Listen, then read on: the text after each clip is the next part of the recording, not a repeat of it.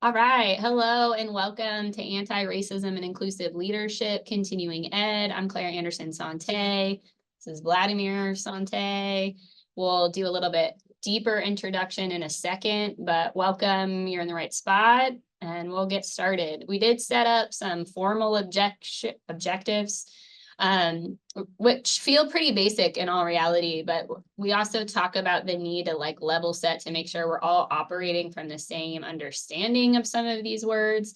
But our real goal, to be honest, is much deeper than this. It's to get into the conversation and just how to continue it. What do these definitions look like in real life, in real time, with real teams?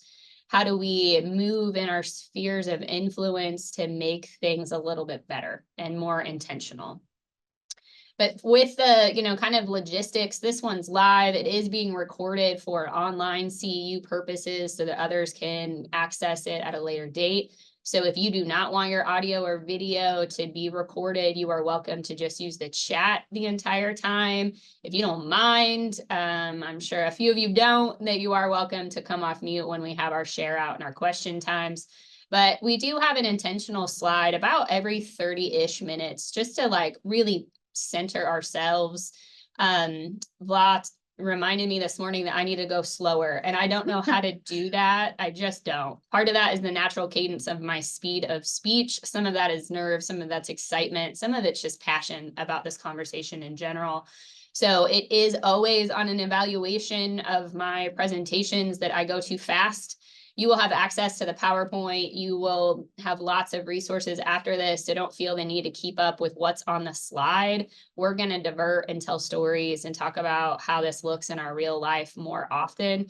But you will be emailed an evaluation in your certificate afterwards. Give me a day, but we'll get that out to you.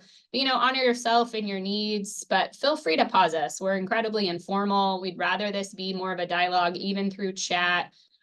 We'd actually prefer to be in general in a room with y'all, but this is going to be the best we're going to do this morning. So again, it is being recorded, and just be mindful of that. And so we wanted to kind of start with our why, how we got here to today, to our work in this. So I'm the little blonde girl next to the Bassett. That's my family, my sister, my parents. I'm originally from Maryville, Missouri, which is a tiny rural town in Northwest Missouri. I quickly, when I could, after college, ran away to Kansas City and went into our University of Missouri of Kansas City for my master's of social work.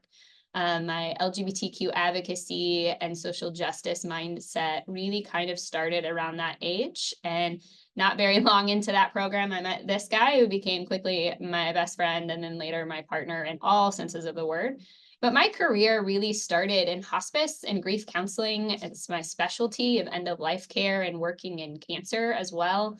And through that is where a lot of diversity, equity, inclusion work started happening, of the people we were serving through free, social service programs, but were people who could afford it anyway. And we weren't really building a lot of bridges in our community. And so it was really my goal to shift our work. And that's where I really started to notice the mindsets of some of the folks I grew up in a maybe more conservative rural area to now in a more urban setting, to where we were missing just some common language, some common communication, and deep relationship with each other.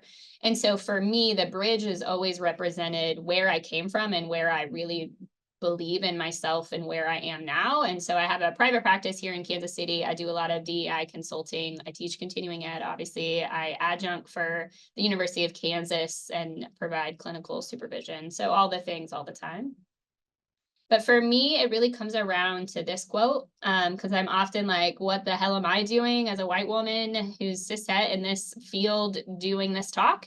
And honestly, it comes back around to making the mission more important than the insecurity I might feel about what's my role in this work. How do I help folks from maybe where I grew up or different parts that aren't sure how to have these conversations, are always constantly, and my KU students who are afraid of saying the wrong thing.